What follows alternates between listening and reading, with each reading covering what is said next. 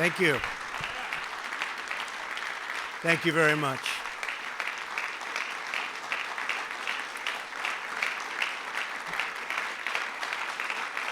Thank you. Thank you very much, ladies and gentlemen. When Justice Scalia passed away suddenly last February, I made a promise to the American people. If I were elected president, I would find the very best judge in the country for the Supreme Court. I promised to select someone who respects our laws and is representative of our Constitution and who loves our Constitution, and someone who will interpret them as written. This may be the most transparent judicial selection process in history. Months ago, as a candidate, I publicly presented a list of brilliant and accomplished people to the American electorate and pledged to make my choice from among that list. Millions of voters said this was the single most important issue to them when they voted for me for president. I am a man of my word. I will do as I say, something that the American people have been asking for from Washington for a very, very long time. Today,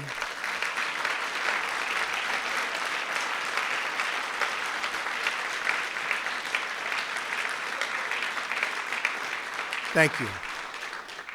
Today, I am keeping another promise to the American people by nominating Judge Neil Gorsuch of the United States Supreme Court to be of the United States Supreme Court.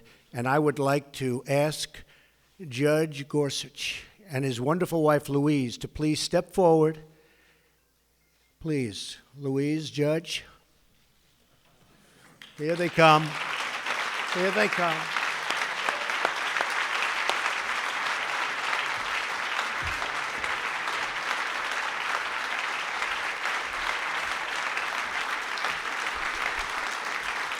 So was that a surprise? Was it?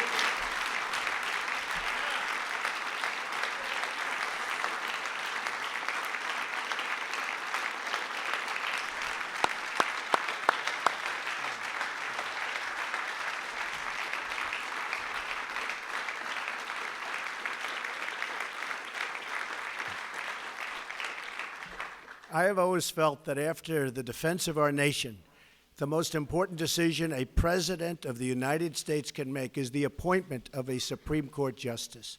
Depending on their age, a justice can be active for 50 years, and his or her decisions can last a century or more and can often be permanent. I took the task of this nomination very seriously. I have selected an individual whose qualities define, really, and I mean closely define, what we're looking for. Judge Gorsuch has outstanding legal skills, a brilliant mind, tremendous discipline, and has earned bipartisan support. When he was nominated to the 10th Circuit Court of Appeals, he was confirmed by the Senate unanimously. Also, that's unanimous. Can you believe that nowadays with what's going on?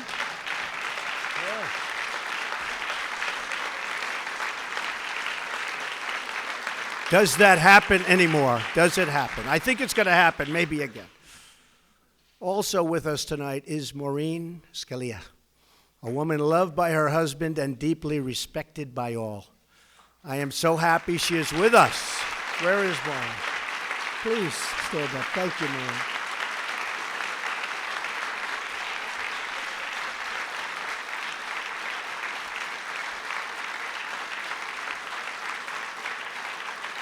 Thank you, Maureen. She is really the ultimate representative of the late, great Justice Antonin Scalia, whose image and genius was in my mind throughout the decision-making process. Not only are we looking at the writings of the nominee, and I studied them closely, but he is said to be among the finest and most brilliant, oftentimes, the writings of any judge for a long, long time. And his academic credentials, something very important to me, and that education has always been a priority, are as good as I have ever seen. He received his undergraduate degree from Columbia with honors. He then received his law degree from Harvard, also with honors, where he was a Truman Scholar. After Harvard, he received his doctorate at Oxford, where he attended as a Marshall Scholar, one of the top academic honors anywhere in the world. After law school, he clerked on the Supreme Court for both Justices Byron White and Anthony Kennedy. It is an extraordinary resume, as good as it gets. Judge Gorsuch was born and raised in Colorado and was taught the value of independence, hard work, and public service. While in law school, he demonstrated a commitment to helping the less fortunate. He worked in both Harvard Prison Legal Assistance Projects and Harvard Defenders Program. Brilliance being assured, I studied every aspect of his life. He could have had any job at any law firm for any amount of money. But what he wanted to do with his career was to be a judge, to write decisions, and to make an impact by upholding our laws and our Constitution. The qualifications of Judge Gorsuch are beyond dispute. He is the man of our country and a man who our country really needs, and needs badly, to ensure the rule of law and the rule of justice. I would like to thank Senate leadership. I only hope that both Democrats and Republicans can come together for once for the good of the country. Congratulations to you and your family. May God bless you. May God bless our glorious nation. Judge Gorsuch, the podium, sir, is yours.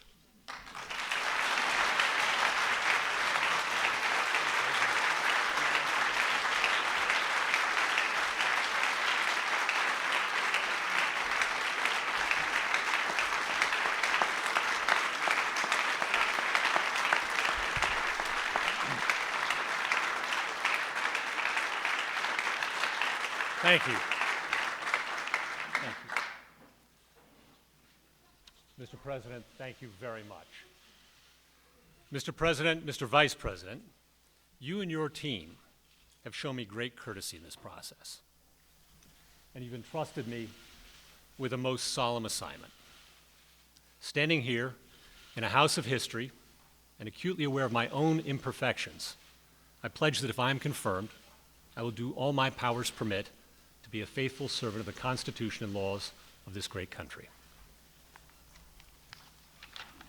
For the last decade, I've worked as a federal judge in a court that spans 6 western states, serving about 20% of the continental United States and about 18 million people. The men and women I've worked with at every level in our circuit are an inspiration to me. I've watched them fearlessly tending to the rule of law, enforcing the promises of our Constitution, and living out daily their judicial oaths to administer justice equally to rich and poor alike, following the law as they find it and without respect to their personal political beliefs. I think of them tonight. Of course, the Supreme Court's work is vital not just to a region of the country, but to the whole, vital to the protection of the people's liberties under law and to the continuity of our Constitution, the greatest charter of human liberty the world has ever known. The towering judges that have served in this particular seat of the Supreme Court, including Antonin Scalia and Robert Jackson, are much in my mind at this moment. Justice Scalia was a lion of the law. Agree or disagree with him, all of his colleagues on the bench cherished his wisdom and his humor, and like them, I miss him. I began my legal career working for Byron White, the last Coloradan to serve on the Supreme Court, and the only justice to lead the NFL in rushing. He was one of the smartest and most courageous men I've ever known. When Justice White retired, he gave me the chance to work for Justice Kennedy as well. Justice Kennedy was incredibly welcoming and gracious, and like Justice White, he taught me so much. I am forever grateful. And if you've ever met Judge David Sentel, you'll know just how lucky I was to land a clerkship with him right out of school. Thank you. These judges brought me up in the law. Truly, I would not be here without them. Today is as much their day as it is mine. In the balance of my professional life, I've had the privilege of working as a practicing lawyer and teacher. I've enjoyed wonderful colleagues whose support means so much to me at this moment, as it has year in and year out. Practicing in the trial work trenches of the law, I saw too that when we judges don our robes, it doesn't make us any smarter, but it does serve as a reminder of what's expected of us. Impartiality and independence, collegiality and courage. As this process now moves to the Senate, I look forward to speaking with members from both sides of the aisle, to answering their questions and to hearing their concerns. I consider the United States Senate the greatest deliberative body in the world, and I respect the important role the Constitution affords it in the confirmation of our judges. I respect, too, the fact that in our legal order, it is for Congress and not the courts to write new laws. It is the role of judges to apply, not alter, the work of the people's representatives. A judge who likes every outcome he reaches is very likely a bad judge, stretching for results he prefers rather than those the law demands. I am so thankful tonight for my family, my friends, and my faith. These are the things that keep me grounded at life's peaks and that sustain me in its valleys. To Louise, my incredible wife and companion of 20 years, my cherished daughters who are watching on TV, and all my family and friends, I cannot thank you enough for your love and for your prayers. I could not attempt this without you. Mr. President, I am honored and I am humbled. Thank you very much.